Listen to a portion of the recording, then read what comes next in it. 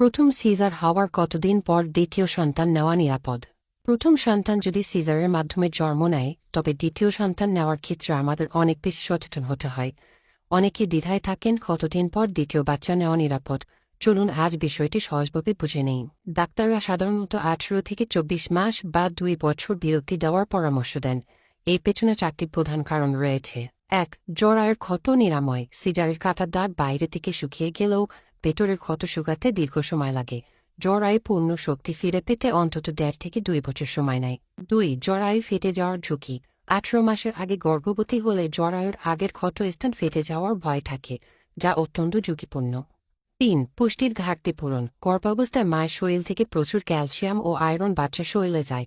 এই ঘাটতি পূরণ না করে আবার গর্ভবতী হলে মা শারীরিকভাবে দুর্বল হয়ে পড়েন। 4. শিশুর সঠিক যত্ন। বড় সন্তানকে পর্যাপ্ত সময় দেওয়া এবং বুকের দুধ খাওয়ানোর জন্য এই বিরতি প্রয়োজন। যদি 12 মাসের মধ্যে সন্তান নিতে চান তাহলে যা করতে পারেন। যাদের বয়স একটু বেশি তারা হয়তো খুব দেরি করতে চান না, সেক্ষেত্রেও ডাক্তাররা বলেন অন্তত 12 মাস বা 1 বছর অবশ্যই অপেক্ষা করা উচিত। তবে 1 বছরের কম সময় গর্ভবতী হওয়া ও মা ও শিশু উভয়ের জন্য বিপদ ডেকে আনতে পারে। এতে সময়ের আগে বাচ্চা হওয়া বা বাচ্চার ওজন কম হওয়ার ঝুঁকি থাকে।